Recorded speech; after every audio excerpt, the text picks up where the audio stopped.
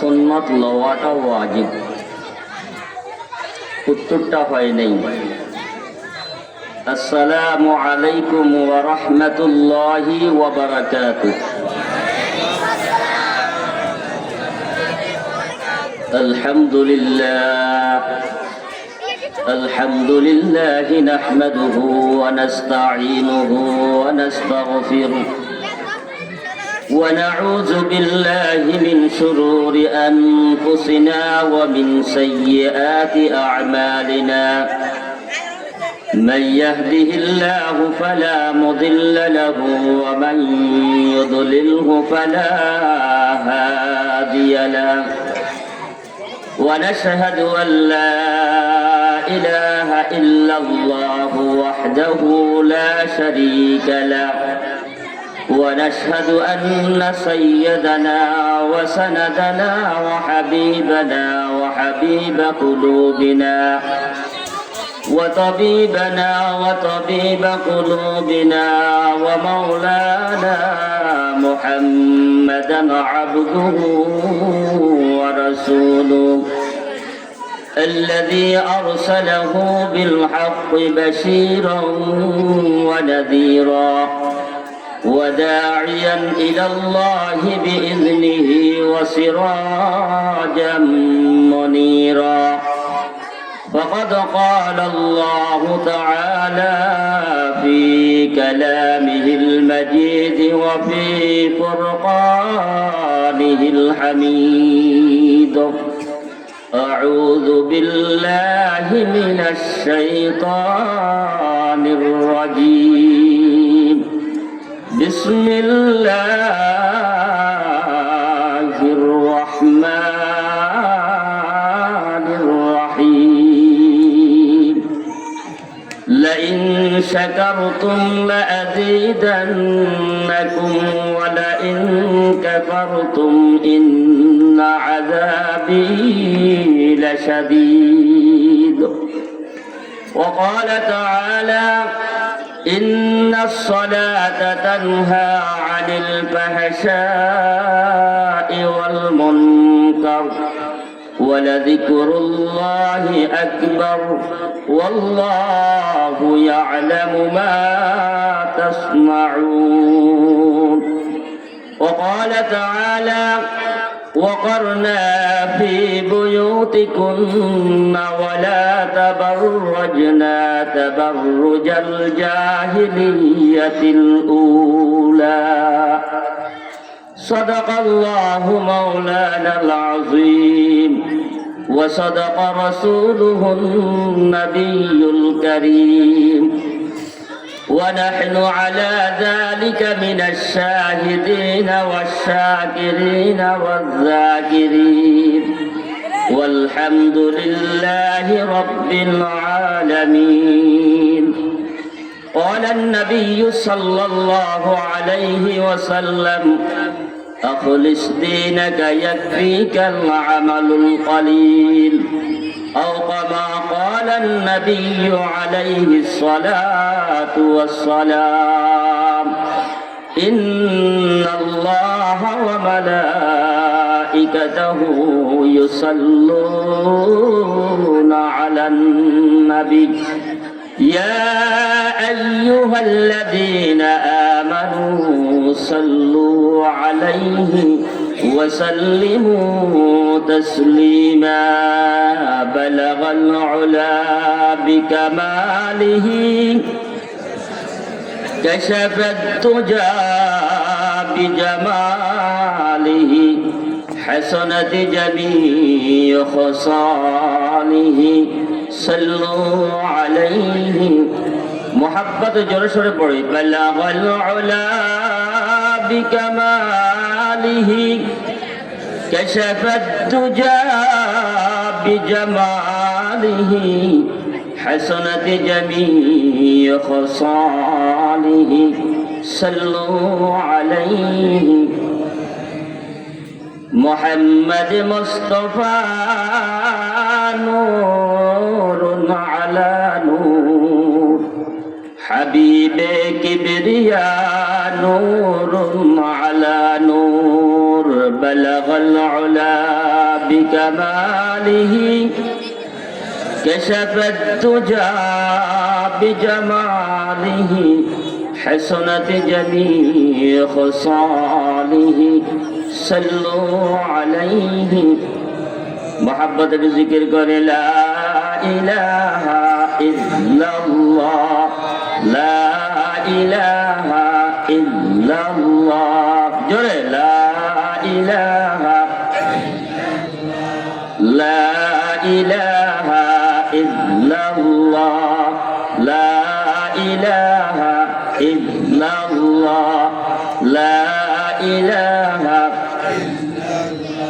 اسمن جامن غیراللہ پہاڑ پربت غیراللہ اسمن جامن غیراللہ پہاڑ پربت غیراللہ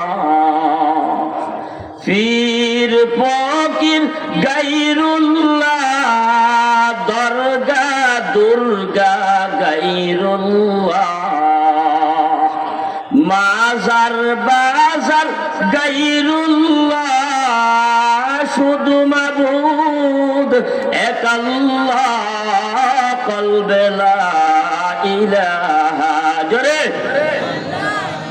লা ইলাহা ইল্লাল্লাহ লা ইলাহা ইল্লাল্লাহ হায়াতের মালিক যে আল্লাহ মৌতের মালিক সে আল্লাহ কলবে লা ইলাহা ইল্লাল্লাহ লা ইলাহা ইল্লাল্লাহ লা ইলাহা ইল্লাল্লাহ লা ইলাহা ইল্লাল্লাহ লা ইলাহা ইল্লাল্লাহ লা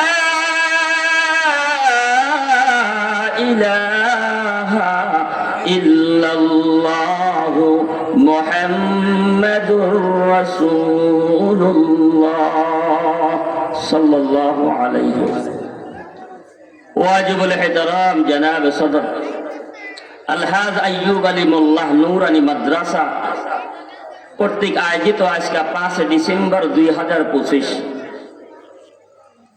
আল্লাহ রাব্বুল আলামিনের দরবারে অসংখ্য অগণিত কালিমাত শুকর আদায় করেন যে মহান রব্বুল আলামিন এই কনকনে শীতের মাধ্যমে হাজার হাজার ব্যস্ততার মাঝে বিবি বাল বাচ্চার মহাব্বত অন্তর থেকে দূর করে ব্যবসা বাণিজ্যের মহাব্বত অন্তর থেকে দূর করে আল্লাহ আল্লাহ নবীকে মহাব্বত আর ভালোবেসে এই ময়দানে আমরা আসতে পেরেছি বসতে পেরেছি যে আল্লাহ আমাদেরকে তৌফিক দিয়েছেন ওই আল্লাহ রাব্বুল আলামিনের দরবারে কালিমাত শুকর আদায় করে নেই আলহামদুলিল্লাহ আর একটু জোরে বলি আলহামদুলিল্লাহ আর একটু জোরে বলি আলহামদুলিল্লাহ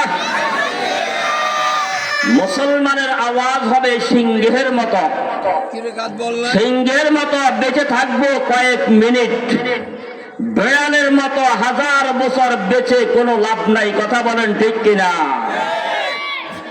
মুসলমান এই দেশের মাধ্যমে শতকরা 92% মুসলমানের দেশ সেই দেশে মুসলমানের ঘাড়ে বসে বিজাতি মুসলমানের ঘাড়ে বসে চড়ছে কথা বলেন ঠিক কিনা যেই দেশের বিজাতির পার্সেন্ট মাত্র 5 থেকে 8 মুসলমানের সন্তানগুলি যদি সকালবেলা ফজরের নামাজের আগে একসাথে প্রস্রাব করে দেয় 5% বিজাতি স্রোতে বেঁচে যাবে কথা বলেন ঠিক কিনা সেই দেশে মুসলমান কেন কথা বলতে পারে না কারণ একটাই মুসলমান আজকা কোরআন থেকে দূরে মুসলমান আজকা হাদিস থেকে দূরে মুসলমান আজকা ওলামায়ে কেরাম থেকে দূরে মুসলমান আজকা বিজাতির পিছে দৌড়াচ্ছে এজন্য বিজাতির সামনে মুসলমান উঁচু আওয়াজে কথা বলতে পারে না কথা বলেন ঠিক কিনা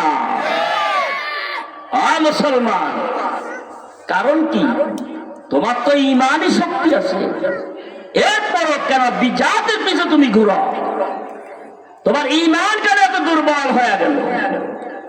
ইমানটাকে মজবুত করার জন্য বছরে একবার আমরা গরুই জবাই দেই কোরবানের সময়। ওই গরু জবাইয়ের জন্য ছুরিটা বছরে একবার ধারানো হয়। কথা বলেন, 1 বছর পর্যন্ত পড়ে থাকে, এই জন্য ছুরি বোতা হয়ে যায়। কি হয়? এটা দিয়া গলা কাটা যাবে না, এই জন্য সিরিয়ালে এটাকে ধার দেওয়া হয়, কামারিকের কাছে নেয়। কথা বলেন না? অতএব মুসলমানের সন্তান দৈনিক 5 ওয়াক্ত নামাজ যখন পড়বে, তার কোন গায়ে শরীরে তার কোন গুনাহ থাকতে পারে না। কথা বলেন ঠিক কিনা? আজকে মুসলমানের সন্তানগুলি নামাজ পড়বে কোথায়? নামাজের খবর নাই। এই যে আশ্চর্যজনক ঘটনা যেটা আমরা এখন এখানে দেখলাম, আমার মন সাক্ষী দেয়, ওলামায়ে কেরাম ব্যতীত কেউ রাগ করবেন না, ওলামায়ে কেরাম ব্যতীত 80 বছর পর্যন্ত বয়স হয়ে গেছে এরকম নাবালক বাচ্চার মতো জানাজা পড়ার মতো লোক পাওয়া যাবে না। কথা বলেন ঠিক কিনা? কপালে হাত দেন, কপালে হাত দিয়া দেখেন কপালটা গরম, জাহান্নামের আগুনের তাপ আপনার কপালে এখনো আছে। কারণটা কি? এই ছোট বাচ্চা নাবালক। এই জন্য শরীয়তের মাসালা হলো নাবালক অবস্থা ছোট ছোট বাচ্চাদেরকে নূরানি মাদ্রাসায় বেশি প্রয়োজন নাই 3টা বছর। কয়টা বছর? 3টা বছর যখন দিবেন, ওই বাচ্চা নামাজের মাসলা মাসাইল জানবে, নামাজগুলি আদায় করবে, রমজান মাসের রোজা রাখবে, মা বাবার খেদমত করবে। যেই বাচ্চাকে ছোটবেলা কোরআন শিক্ষা দেওয়া হয়, খবর নিয়ে দেখেন ওই বাচ্চা যত কোটিপতি হোক না কেন, তার মা এবং বাবাকে বৃদ্ধকালে বৃদ্ধা আশ্রমে দেওয়া হয় নাই। হয় নাই? কথা বলেন ঠিক কিনা? যার ভিতরে কোরআন নাই, যার ভিতরে ইসলাম নাই, ওই লোকটায় তার মা এবং বাবাকে বৃদ্ধ কালে যারা চলতে পারে না, তখন বৃদ্ধাশ্রমে যায়। কথা বলেন ঠিক কিনা? খবর নিয়ে দেখেন সারা বাংলাদেশে একজন ছোটখাটো মৌলবী, কত বড় আলেম হয় নাই, একজন ছোটখাটো মৌলবীর একটা মা বাবা কখনো সেই খাওয়াইতে পারে না, এরকম কোন নজির নাই তার মা বাবাকে বৃদ্ধাশ্রমে দিছে। কথা বলেন ঠিক কিনা? কথা বলেন না কেন? এই কোরআনী মাদ্রাসা আইয়ুব আলী আলহাজ আইয়ুব আলী মোল্লা নুরানি মাদ্রাসা, এই মাদ্রাসাতে কোরআন শিক্ষা দেওয়া হয়। কি দেওয়া হয়? এটার নাম কি? কথা বলেন কি নাম? কোরআন। এই কোরআন 2 জায়গায় অবতীর্ণ হয়েছে, নাজিল হয়েছে। কয় জায়গায়? কয় জায়গায়? মক্কা এবং মদিনা। এই কোরআনুল কারীমের মাধ্যমে 114 সূরা আছে। এই 114 সূরা আল্লাহ তাআলা নাজিল করছেন 2 জায়গায়। কয় জায়গায়? মুখস্থ করে নেওয়া, বাড়িতে নেওয়া লাগবে। বিবি সাহেব কনকনে শীতের মাধ্যমে অপেক্ষা আছে, আমার স্বামী মাহফিলে গেছে, আমি যেতে পারি না, 2-1টা কথা শুনে আসবে, আমাকে 1-2টা কথা বলবে। সব বিবি তো আর খারাপ না, কথা বলেন না। তো আজকে যাইয়া যদি 2-4টা কথা বলতে পারেন, তো বিবি সাহেব বলবো আমি জাগন থাকাটা সার্থক হয়েছে, যেহেতু আমার স্বামী আমাকে 2টা কথা শুনাইছে। যদি শুনাইতে না পারেন, তো আগামী আরেকদিন মাহফিলে গেলে বলবো যাইয়েন না।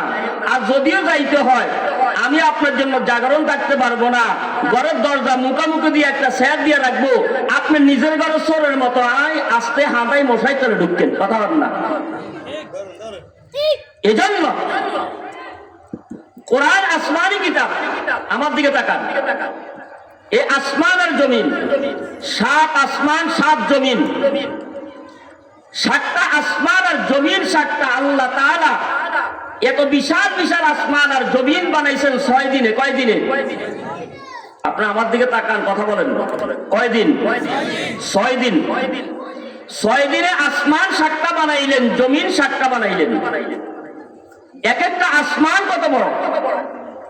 তামাম বিশ্বের জমিনকে আল্লাহ তাআলা বলেন হে আমার আদরের বান্দারা, তাম বিশ্বের জমিনটা তোমার জন্য বিছানা বানায় দিলাম, তাম বিশ্বের আসমানটা তোমাদের জন্য সামিয়ানা দিলাম। আসমান 7টা, জমিন 7টা। এই 7 আসমান কত বড়! এই জমিন থেকে প্রথম আসমানের দূরত্ব 500 বছর। কত বছর? এই 500 বছর কে যাবে? কোন মানুষের হাঁটা নয়। এই 500 বছর তাফসীর লেখেন, একটা তাজা ঘোড়া মাশরিক থেকে মাগরিব, শিমাল হতে জুনুব, সকাল থেকে সন্ধ্যা, সন্ধ্যা থেকে সকাল, 24টা ঘন্টার ভিতরে একটা সেকেন্ডের জন্য সেই জিরাবে না, বসবে না, একটু অপেক্ষা করবে না। একটানা 500 বছর পর্যন্ত দৌড়াইয়া যেইখানে অবস্থান করবে সেইখানে প্রথম আসমানের ছাপ পাওয়া যাবে। সুবহানাল্লাহ। জমিন থেকে 500 বছরের দূরত্ব রাস্তা, প্রথম আসমান। তো প্রথম আসমান একটা ছাপ। এই ছাপটা কতটুকু মোটা? তাফসীর লেখেন, এই জমিন থেকে প্রথম আসমান পর্যন্ত 500 বছরের দূরত্ব রাস্তা যেমন ফাঁকা, প্রথম আসমানের ছাপটা এতটুকু মোটা। সুবহানাল্লাহ। প্রথম আসমানের ছাপটা 500 বছর দূরত্ব রাস্তা, মোটা একটা ছাপ। এরপরে আবার 500 বছরের দূরত্ব রাস্তা ফাঁকা। এরপরে দ্বিতীয় আসমান 500 বছর দূরত্ব রাস্তা, মোটা। তেমনি ভাবে জমিনটা 500 বছর দূরত্ব রাস্তা, মোটা। এরপরে 500 বছরের রাস্তা ফাঁকা। এরপরে দ্বিতীয় জমিনটা আবার 500 বছর দূরত্ব রাস্তা, মোটা। এইভাবে 7 আসমান 7 জমিন আল্লাহ তাআলা সৃষ্টি করেছে মাত্র 6 দিন। কয় দিন? কথা বলেন না কেন? পিছের মানুষ কি সবাই বয়রা? কথা বলেন না, বয়রা কেউ আসেনি? তা আওয়াজ শুনলে আওয়াজ দিবেন। বয়রা লোক থাকলে তো কথা শুনবো না, বুঝবো না। একটু আওয়াজ দিবেন। আপনার আওয়াজ শুনলে যারা এখনো শয়তানকে দুলাভাই বানাইয়া রাস্তায় ঘুরতেছে, ওরা শয়তানকে বাহির করে দিয়ে মাহফিলে আসবে। আমরা দোয়া করি আল্লাহ তাআলা যেন যারা বাহিরে ঘোরাফেরা করে, আল্লাহ তাআলা যেন শয়তান থেকে হেফাজত করে, তাদেরকে মাহফিলে আল্লাহর ওলি বানায় দেন। বলুন আমিন। তাহলে এবার প্রথম আসমান, দ্বিতীয় আসমানের কথা বললাম। এইভাবে 7 আসমান। এবার আসেন, প্রথম আসমানটা সারা বিশ্বের জমিনের উপর ঢাকনা। প্রথম আসমানটা যত বড়, দ্বিতীয় আসমানটা কি তত বড় কিনা, বা তার চাইতে ছোট কিনা? আমরা যেমন দুনিয়াতে 5 তলা বাড়ি করি, প্রথম আসমান যা, দ্বিতীয় আসমানের 7টা, তৃতীয় আসমানের 7টা। কথা বলেন না?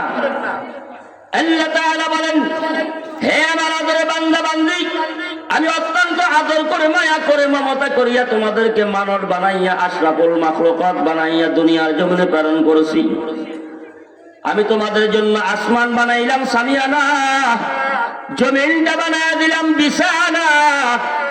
ও আমার আদরের বান্দা, আমি আল্লাহ আসমান আর জমিন মাত্র 6 দিনে সৃষ্টি করলাম, 6 দিনে বানাইলাম।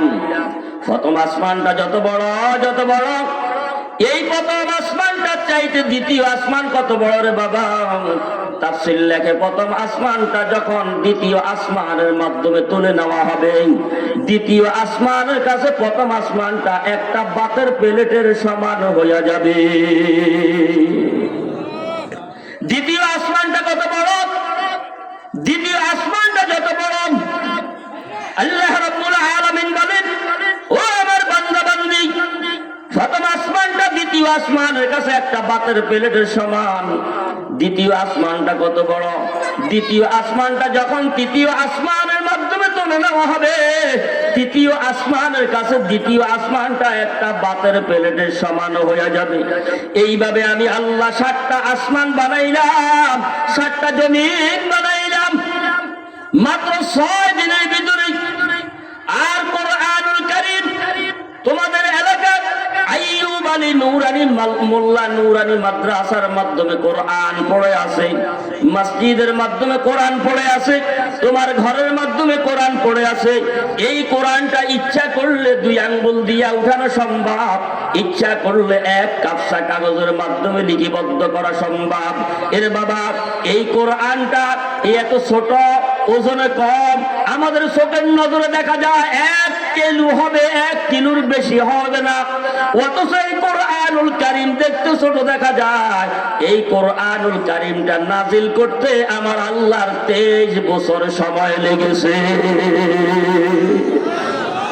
এত বিশাল বড় আসমানের জমিন মাত্র 6 দিনে আল্লাহ বানাইলেন। এই কোরআনটা ইচ্ছা করলে আল্লাহ 1 সেকেন্ডও লাগতো না। কিন্তু এই কোরআনটা দেখতে ছোট দেখা যায়, এটা এত বড়, এত দামি, এত ওজন, এত ওজন। এই কোরআনটা নাজিল করতে আল্লাহ তাআলার 23 বছর সময় লেগেছে।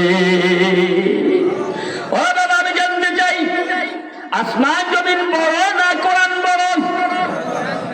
কোরআনকে আল্লাহ রাব্বুল আলামিন যখন সৃষ্টি করবেন, নাজিল করবেন, পাহাড়কে বললো, পাহাড় কোরআন নাজিল করব, তুমি কি ধৈর্য ধারণ করে কোরআনকে আঁকড়ে ধরতে পারবা কিনা? পাহাড় বলে, আল্লাহ, এত দামি সম্পদ আমার মতো পাহাড় কোনোদিন রাখতে পারবে না, সমুদ্র পারবে না, পাহাড় পারবে না। আল্লাহ রাব্বুল আলামিন সর্বশেষ এই কোরআনুল কারীম মানবের দেহের মাধ্যমে, মানবের অন্তরের মাধ্যমে, সিনার মাধ্যমে ঢুকায়া দিয়েছে। এই কোরআন তামাম বিশ্বের জমিনের মাধ্যমে যত বিজাতি চক্রান্ত, যত কাফের মুশরিক এই কোরআনকে অপমাননা করবে, এই কোরআনকে মুছে দেওয়ার চেষ্টা করবে, কিয়ামত পর্যন্ত কোরআন মুছে দিবে রে বাবা। কিয়ামত পর্যন্ত কোরআন মুছা সম্ভব নয়, কারণ কিয়ামত পর্যন্ত যত মানুষ দুনিয়া জমিনে আগমন করে, ছোট্ট ছোট্ট কচি বাচ্চার সিনার মাধ্যমে কোরআনটা সংরক্ষণ আছে। এই কোরআনের একটা অক্ষর পর্যন্ত ব্যতিক্রম করা সম্ভব নয়, একটা জবর এবং জের পর্যন্ত ব্যতিক্রম করা সম্ভব নয়। স্বয়ং এই কোরআনের হেফাজত আমার আল্লাহ দায়িত্ব নিয়েছে। আর নবীর উম্মত, কোরআনুল কারীম 114 সূরা। এই কোরআন আল্লাহ রাব্বুল আলামিন ইচ্ছা করলে মক্কায় নাজিল কমপ্লিট করতে পারতেন। আল্লাহ তাআলা 23 বছর কোরআন নাজিলের মাধ্যমে লাগাইলেন। কোরআন নাজিল মক্কা এবং মদিনায় হয়েছে। এই কোরআনটা মক্কার জমিনে শুরু, মদিনার জমিনে শেষ হয়েছে রে বাবা। আমার নবী মক্কার জমিনের মাধ্যমে 53 বছর হায়াত কাটাইছে। 53 বছর হায়াতের জিন্দেগি আমার নবীর হলো মক্কায়। মায়ের পেট থেকে আগমন করার পর দিয়া মক্কার জমিনে 40 বছর পর্যন্ত কাফের মুশরিকের সঙ্গে আমার নবীর কত সুন্দর আচরণ। আমার নবীকে কাফের মুশরিকরা কত মহব্বত করত, কত ভালোবাসত। কারণ আমার নবীর চেহারার মাধ্যমে নূর চমকাইতো, নূর চমকাইতো। আমার নবীর চেহারা কাফের মুশরিকরা যেদিন কপালটা দেখিয়া ঘর থেকে ব্যবসা বাণিজ্যের জন্য বের হতো, ওই দিন অল্প সামান্য সময় তাদের ব্যবসা বাণিজ্য বেশি লাভবান হতো। যেদিন আমার নবীর চেহারা না দেখিয়া ঘর থেকে বের হতো, ওদিন তাদের ব্যবসা বাণিজ্য বরকত আসতো না। এই জন্য আমার নবীকে কাফের মুশরিকরা এত মহব্বত করতেন, ভালোবাসতেন। 40 বছর পর্যন্ত আমার নবীকে নবুয়তি প্রাপ্ত বয়স করেন নাই, নবুয়তির দায়িত্ব আল্লাহ রাব্বুল আলামিন দেন নাই। যখন 40 বছর পর্যন্ত আমার নবী কাফের মুশরিকের সঙ্গে চলাফেরা করেছেন, ব্যবসা বাণিজ্য করেছেন, 40 বছর বয়স যখন নবীর হয়ে যায়, নবী প্রাপ্ত বয়স হয়ে গেলেন, এখন নবীকে আর এইভাবে রাখবেন না। নবীর কাছে ওহী পাঠানো শুরু করলেন, জিব্রাইলকে পাঠালেন। এই কোরআনের আয়াত নিয়ে রাসূলের কাছে প্রেরণ করলেন। এই হীরা গুহা যেটাকে বলা হয়, ওটার নাম হলো জাবালে নূর পাহাড়। কিন্তু হীরা গুহা কেন বলা হয়? ওই পাহাড়টা উপরের মাধ্যমে আমার নবী যখন ধ্যান করতেন, বসতেন, ওই পাথরটা 2 দিকে বাঁক হইয়া আমার নবীকে বসার স্থান করে দিয়েছে। 1450 বছর হয়ে গেল, এখনো পর্যন্ত ওই পাথরটা এইভাবে লড়িয়ে আছে, এইভাবে আছে রে বাবা। আল্লাহ তাআলা আপনাদের দোয়ার বরকতে এই 25 সালে এই 12 হজে আল্লাহ তাআলা নিয়েছে রে বাবা। এই জমিন থেকে 850 ফিট উপরে এই পাহাড়ের নাম হলো জাবালে নূর, যেইখানের মাধ্যমে আমার নবী 13 বছর পর্যন্ত কোরআন নাজিল হলো। সেইখানে 13টা বছর পর্যন্ত আমার নবীর কাছে জিব্রাইল কোরআনের আয়াত তুলে নিয়ে আসতেন। আমার নবী এত কষ্ট করিয়া এই পাহাড়ের টিলা টঙ্কর উঁচু পাহাড়ের মাধ্যমে 850 ফিট উপরের মাধ্যমে উঠিয়া নবী আল্লাহর সঙ্গে ধ্যান করতেন। আর তৎকালীন জমানায় আমার নবীর যেই বিবি ছিলেন, বিবির নাম ছিল খাদিজাতুল কুবরা রাদিয়াল্লাহু তাআলা আনহা। আমার নবী চাইতেন খাদিজার বয়স বেশি, প্রায় 15 বছর বেশি। আমার নবীর বয়স 25, খাদিজার বয়স হলো 40। আমার নবী খাদিজাকে বিবাহ করলেন। আমার নবী খাদিজাকে বিবাহ করার আগে খাদিজার 3টা বিবাহ হয়েছে রে বাবা। ওই ঘরের মাধ্যমে 3-4টা বাচ্চা পর্যন্ত হয়েছে রে বাবা। আমার নবী খাদিজাকে বিবাহ করলেন, দিনের জন্য আল্লাহ তাআলা কবুল করলেন। এই খাদিজা মক্কা থেকে কত দূর, এই জাবাল নূর পাহাড়। আমার নবী যখন সকালে চলে যাইতেন, আর খাদিজাতুল কুবরা রাদিয়াল্লাহু তাআলা আনহা আমার নবীর জন্য দৈনিক দিন 3 বার আমার নবীর জন্য খাবার নিয়ে খাদিজা 850 ফুট উপরে টিলা টঙ্কর বেয়ে উঠিয়া আমার নবীর খাবার পৌঁছাইয়া দিয়েছে। এই কোরআন এত সহজে এ আইয়ুব আলী মোল্লা নুরানি মাদ্রাসা এই গ্রামে কোরআন এত সহজে আমরা পেয়ে গেছি রে বাবা। এই কোরআনের জন্য আমার নবী দাঁত ভেঙেছে, এই কোরআনের জন্য আমার নবী দান শহীদ করেছে, এই কোরআনের জন্য আমার নবীর গায়ের মাধ্যমে কাফের মুশরিকরা পাথর মেরেছে। আমার নবী কত কষ্ট করেছে। আজকে বিনা কষ্ট কোরআন পাওয়ার পরে দিয়া কোরআনকে মোহাব্বত করি না, কোরআনকে ভালোবাসি না রে বাবা। এই কোরআনের মাধ্যমে 114 সূরা আল্লাহ রাব্বুল আলামিন আমার নবীকে মক্কার জমিনের মাধ্যমে নবুতি প্রাপ্ত বয়স হওয়ার পর 13 বছর পর্যন্ত মদিনায় কোরআন নাজিল হলো, নবী কালিমাত দাওয়াত দিলেন। এই 13 বছরে কোরআনের 114 সূরার মাধ্যমে 13টা বছরে মক্কার জমিনে 86 সূরা নাজিল হলো। মক্কার জিন্দেগিতে আমার নবীর উপরে 86 সূরা নাজিল হয়। আমার নবী মক্কা থেকে হিজরত করে যখন মদিনায় চলে যান, মদিনায় 10 বছর আমার নবী কালিমাত দাওয়াত দিলেন। ওই 10 বছরে এই কোরআনের 28টা সূরা মদিনায় নাজিল হলো। ও নবীর উম্মত, এই কোরআনুল কারীম থেকে 3খানা আয়াতে কারিমা তেলাওয়াত করেছি। রাসূল আকরাম সাল্লাল্লাহু আলাইহি ওয়াসাল্লামের অসংখ্য অগণিত হাদিস থেকে বুখারী শরীফের 1 নম্বর হাদিসটা তেলাওয়াত করা হলো। আল্লাহ রাব্বুল আলামিন বলেন, লা ইন শাকারতুম লা আযীদান্নাকুম ওয়া লা ইন কাফারতুম ইন্না আযাবী লাশাদীদ। ও আমার আদরের বান্দা, ও আমার আদরের বান্দি, আমি রব্বুল আলামিন অত্যন্ত মোহাব্বত করে ভালোবাসে তোমাদেরকে মানুষ বানাইছি। তোমাদেরকে মানুষ বানায় শেষ করি নাই, আশরাফুল মাখলুকাত বলে ঘোষণা দিয়েছি, এটা বলো শেষ করি নাই। আমি আমার বন্ধুর উম্মত বানাইয়া তোমাদেরকে ঘোষণা দিয়ে দিলাম।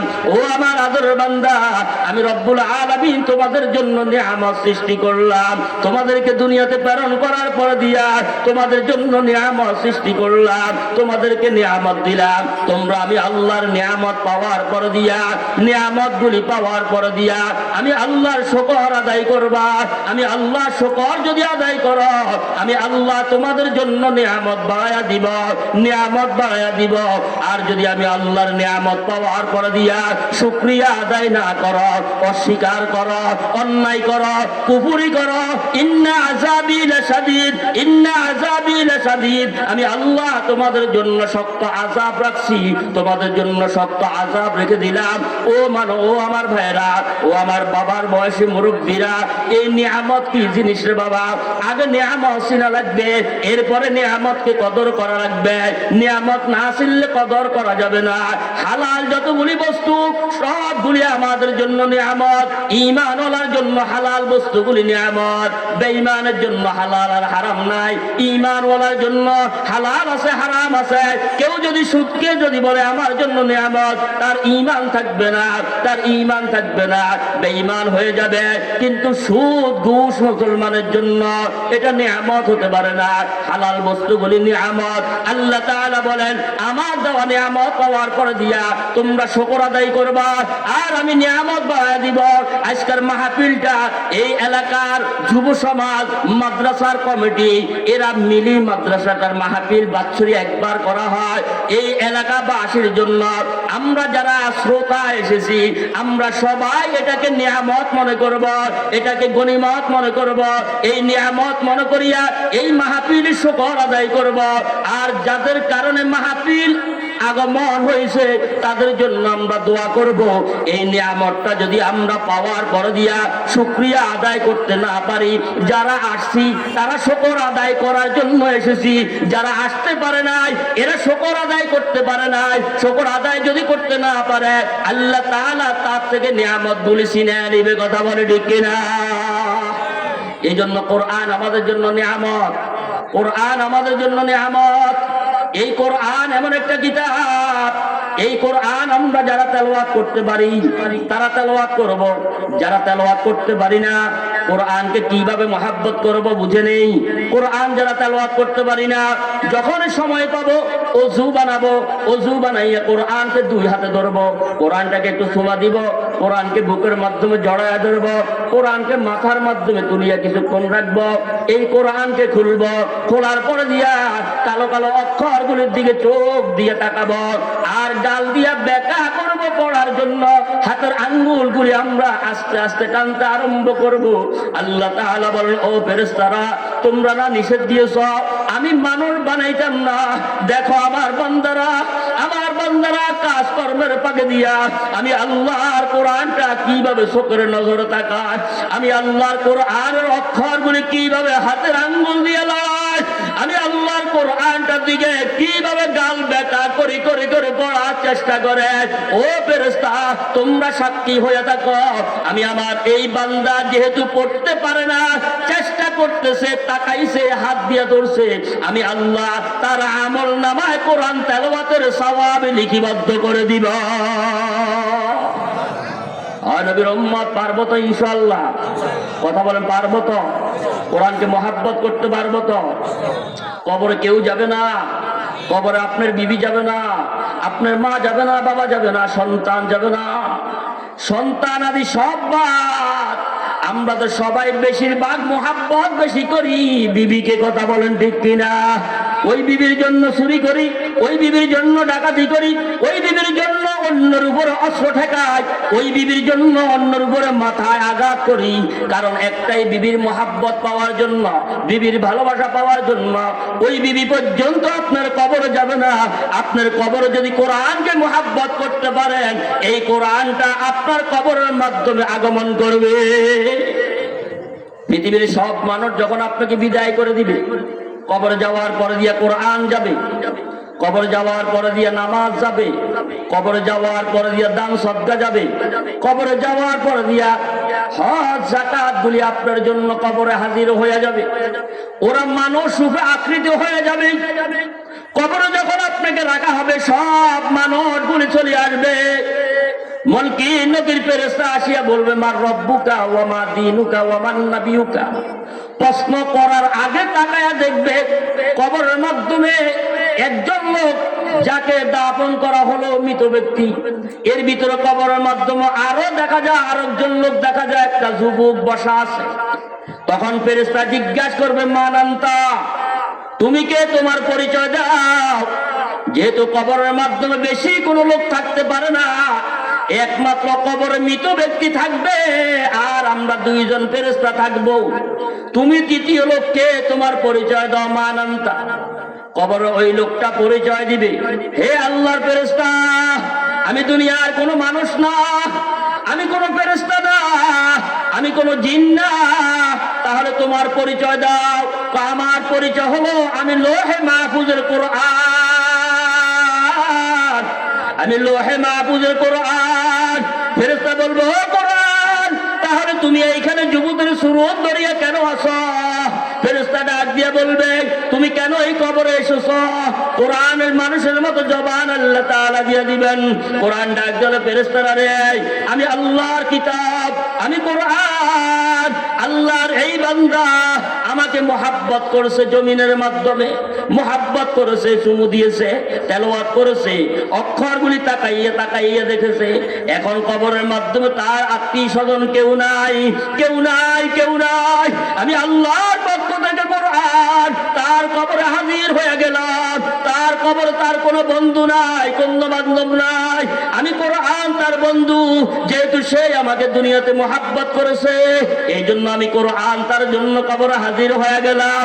ফেরেশতা জিজ্ঞাসা করবে, কতদিন পর্যন্ত তুমি কোরআন কবরে থাকবা? কোরআন জবাব দেয়, ও ফেরেশতা, জানিয়ে রাখো, অতদিন পর্যন্ত আমি কবরে থাকব যতদিন পর্যন্ত আল্লাহর এই বান্দাকে জান্নাতের ভিতরে ঢুকাইতে না পারবো, অতক্ষণ পর্যন্ত আমি কোরআন তার থেকে জুদা হব না। কোরআন মোহাব্বত করবো তো ইনশাআল্লাহ? কথা বলেন, করবো তো না? এখন হুজুরকে বললাম, বাড়িতে গেলে আর ধরার প্রয়োজন নাই। কথা বলেন না? কোরআন আমরা যারা পারি না, এইভাবে মোহাব্বত করবো। ওযু বানাইয়া প্রথম চুমু দিব, এরপরে বুকে জড়ায়া ধরবো, এরপরে মাথায় তুমি কতক্ষণ রাখবো, এরপরে কোরআনটাকে হলে চোখ দিয়ে তাকাবো, হাত দিয়ে আঙ্গুল দিয়ে ইশারা করবো। কত নটরকির গান মোবাইলে শোনার পরে আবার বাচ্চারা এটাকে রিপ্লেস করে। কথা বলেন না? এ বের করে, মুখস্থ করে, তার ছোটের সাথে ছোট মিলে তেলাওয়াত করে। আপনি তো ওটা পারবেন না। কোরআনকে খোলেন, আপনার মুখকে ব্যাখ্যা করতে থাকেন, আল্লাহ তাআলা ফেরেশতাদেরকে সাক্ষী করিয়া আল্লাহ তাআলা আপনাকে কোরআন তেলাওয়াতের সওয়াব দিবেন। সুবহানাল্লাহ। পারবো তো ইনশাআল্লাহ? কথা বলেন না? পারবো। আল্লাহ আমাদেরকে কোরআন কে মোহাব্বত করার তৌফিক দান করুন, আমিন। লা ইন শাকারতুম লা আযীদান্নাকুম ওয়া লা ইন কাফারতুম ইন্না আযাবি লাশাদীদ। আল্লাহ তাআলা বলেন, হে আমার আদরের বান্দা বান্দি, আমি তোমাদেরকে নিয়ামত দিলাম, তোমরা আমি আল্লাহর নিয়ামত পাওয়ার পরে শুকর আদায় করবা। এই শুকর আদায়ের জন্য কি বলবো? আলহামদুলিল্লাহ। কি বলবো? আওয়াজ দিয়ে বলেন, কি বলবো? আলহামদুলিল্লাহ। এই আলহামদুলিল্লাহ আরবি 8টা অক্ষর আছে। কত অক্ষর? কথা বলেন। আরবি 8টা অক্ষরকে মিলাইলে আলহামদুলিল্লাহ হয়। তো আল্লাহ তাআলা বলেন, হে নবী, আপনার উম্মতকে জানায়া দেন, আপনার উম্মতরা হায়াত কম পাবে, কিন্তু ওরা তো আগে জান্নাতে যাবে। নবী আলাইহিস সালাতু ওয়াস সালাম বলেন, আল্লাহ আপনি অন্যান্য নবীদেরকে হায়াত দিয়েছেন বেশি, ওদের উম্মতের হায়াত দিয়েছেন বেশি, কিন্তু আমার হায়াত কম, আমার উম্মতের হায়াত কম। তো আমি কিয়ামতের ময়দানে কিভাবে আমার উম্মতকে পার করব, জান্নাত দিব? তো আল্লাহ তাআলা বলেন, হে নবী, আপনার উম্মতের হায়াত কম, ওরা দুর্বল, কিন্তু ওরা যদিও দুর্বল হয়, ওদেরকে সুযোগ দেওয়া হলো, ওরা যখন আমি আল্লাহকে একবার আল্লাহ বলে ডাকবে, আমি কমসে কম 10 বার জবাব দিব। সুবহানাল্লাহ। অন্যান্য নবীর উম্মতরা একবার আল্লাহকে আল্লাহ ডাকলে একবার জবাব। আমাদের জন্য আরো সুখবর, কোরআন নাযিল হলো কোরআন রমজান মাসে। এজন্য রমজান মাসে আল্লাহ তাআলা আমাকে একটা রাত দিলেন, যেই রাতের নাম লাইলাতুল কদর। এক রাত যদি কোনো মুসলমানের সন্তান পুরুষ এবং মহিলা হয়, আর ওরা যদি এক রাত জাগরণ থাকিয়া নফল ইবাদত করে, আল্লাহ তাআলা বলেন 1000 মাস নফল ইবাদত করার সওয়াব তাদেরকে এক রাতে দিয়ে দিব। সুবহানাল্লাহ। ওইভাবে আল্লাহ তাআলা আমাদেরকে নেক দিয়া জান্নাতে আগে ঢুকাবেন। সুবহানাল্লাহ। এজন্য আল্লাহ তাআলা বলেন, হে নবী আপনি জানায় দেন আপনার উম্মতরা যেন আমার দেওয়া নেয়ামত পাওয়ার পরে দিয়া আমি আল্লাহ শুকর করিয়া একবার পড়বে আলহামদুলিল্লাহ। কি পড়বে? আলহামদুলিল্লাহ। এই আলহামদুলিল্লাহর মাধ্যমে আরবি 8টা অক্ষর আছে। যদি কোন আল্লাহর বান্দা বিনা ওযুতে আরবি একটা অক্ষর পড়ে, আল্লাহ তাআলা তার আমলনামায় 10টা নেক দিবেন। কত নেক? বিনা ওযুতে যদি কেউ পড়ে, তাহলে আলহামদুলিল্লাহর মাধ্যমে 8টা অক্ষর। কত অক্ষর? 8টা। এই 8টা অক্ষর যদি আমরা এখানে যারা আছি আল্লাহ শুকর আদায় করে পড়লাম আলহামদুলিল্লাহ, 8টা অক্ষর হয়ে গেল। যদি কাহারও ওযু না থাকে, বিনা ওযুতে আলহামদুলিল্লাহ পড়ি, তাহলে কমসে কম একবার পড়লে 80টা নেক পাবো। কত নেক? 80 নেক। ওই একটা অক্ষর কোরআনের যদি কেউ ওযুর সহিত পড়ে, তার আমলনামায় 25 নেকি। কত নেকি? 25 নেকি। তাহলে আমরা ওযুওয়ালারা যারা আলহামদুলিল্লাহ একবার পড়ছি 200 নেক পাইছি। কত নেক? 200 নেক। কোরআনের আরবি একটা অক্ষর যদি কোন মুসলমানের সন্তান নামাজের মাধ্যমে বসে বসে নামাজ পড়ে, আর প্রতিটা অক্ষরে আল্লাহ তাআলা তার আমলনামা 50টা নেকি দিবেন। সুবহানাল্লাহ। ওই একটা অক্ষর যদি দাঁড়াইয়া নামাজ আদায় করে, দাঁড়াইয়া দাঁড়াইয়া নামাজে তেলাওয়াত করে, প্রতি অক্ষরে 100 করে নেক আল্লাহ তাআলা দান করবেন। সুবহানাল্লাহ। তাহলে বিনা ওযুতে পড়লে 10 নেকি, ওযুর সহিত পড়লে 25 নেকি, নামাজের ভিতরে বসে পড়লে 50 নেকি, নামাজের দাঁড়াইয়া তেলাওয়াত করলে 100 নেকি। সুবহানাল্লাহ। এই আলহামদুলিল্লাহ একবার পড়লে কমসে কম 200 নেকি। এরপর আল্লাহ তাআলা বলেন, হে নবী আমি আপনাকে মহব্বত করি, আপনার উম্মতকে মহব্বত করি, অতএব আপনার উম্মতকে জানায় দেন আলহামদুলিল্লাহ পড়ার পরে শুধু 200 নেক দিয়া শেষ করব না, আপনার উম্মতকে জানায় দেন যার আলহামদুলিল্লাহ আমার আলহামদুলিল্লাহর সাথে মিলে যাবে, আমি রব্বুল আলামিন খুশি হইয়া উহুদ পাহাড় পরিমাণ স্বর্ণ আল্লাহ হস্তে সদকা দান করলে যেই সওয়াব হবে, একবার আলহামদুলিল্লাহ পড়ল বলার আমলনামা ওই সওয়াব দেওয়া হবে। সুবহানাল্লাহ। বেশি বেশি পড়বো তো ইনশাআল্লাহ। নিয়ামত পাওয়ার পরে, কি পাওয়ার পরে? নিয়ামত। নিয়ামত কি? এক গ্লাস পানি, এটা আমাদের জন্য নিয়ামত। কথা বলেন না? আমরা পানির অপর নাম কি বলি? কথা বলেন, কি বলি? ওয়াজ মাহফিল দেওয়ার কারণ হলো মানুষের ভুল সংশোধন করা। কথা বলেন না? ভুল সংশোধন করা। আমাদের মাধ্যমে কেউ আছে ওয়াজ মাহফিল ঘন ঘন হয়, ওয়াজ মাহফিল দিয়ে লাভ কি? এরে বাবা, এইখানে আমরা যারা আছি, একটা বেনামাজি যদি আজকা যদি বলে যে আমি আগামীকাল থেকে নামাজ ধরবো, তাহলে এই মাহফিল সার্থক। একটা বিড়ি খাওয়ান্না বিড়ি খাওয়ার বিড়ি যদি ছেড়ে দেয়, এই মাহফিল সার্থক। একজন জুয়ারি মদনী যদি এটা ছেড়ে দেয়, এই মাহফিল সার্থক। কোটি কোটি টাকা দিয়ে তো একটা এরকম সার্থকতা পালন করা যায় না। কিন্তু আল্লাহ তাআলা কাকে কখন কবুল করবে এটা একমাত্র আল্লাহ ভালো জানেন। হেদায়েতের চাবি একমাত্র আল্লাহর কাছে, এটা নবীর কাছে পর্যন্ত ছিল না। কথা বলেন ঠিক কিনা?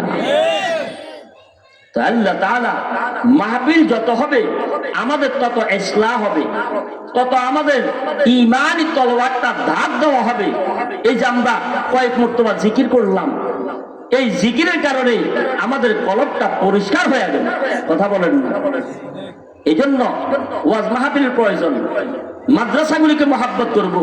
দুটি মাদ্রাসা আমাদের চোখের সামনে, এটা নুরানি বিভাগ, ওটা হেফজ বিভাগ, যেখানে 24টা ঘন্টার ভিতরে 14টা ঘন্টা কোরআনুল কারীম তেলাওয়াত হয়। পশু পাখি ঘুমো, ছোট ছোট নাবালক বাচ্চাগুলি ভোর রাতে কি ঠান্ডা, কোন ঠান্ডা তাদের কাছে নাই। কোরআনুল কারীম নিয়ে তাহাজ্জুদের নামাজ আদায় করে কোরআন নিয়ে বসে পড়ে। এই নাবালক বাচ্চাগুলি এলাকার মধ্যে গানের জন্য, এলাকার মানুষের জন্য, যাদের অর্থের বিনিময়ে তাদের খাবারের জুটে, তাদের জন্য তারা সারাক্ষণ দোয়া করতেই থাকে, দোয়া করতে থাকে। ওদের দোয়া 100% আল্লাহ দরবারে গ্রহণযোগ্যতা বেশি। সুবহানাল্লাহ।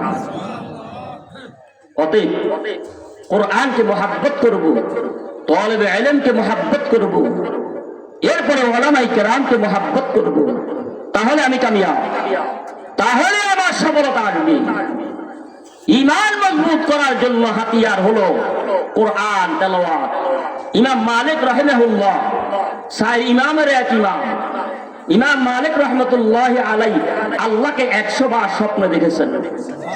100 বার স্বপ্নে দেখে তিনি 100 বার আল্লাহকে প্রশ্ন করছেন, আল্লাহ আমি জানতে চাই আপনার কাছে সবচাইতে বড় গ্রহণযোগ্য ইবাদত কোনটা?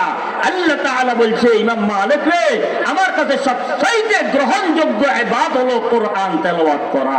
সুবহানাল্লাহ। কি তেলাওয়াত করা? কোরআন তেলাওয়াত করা। কারণ কি?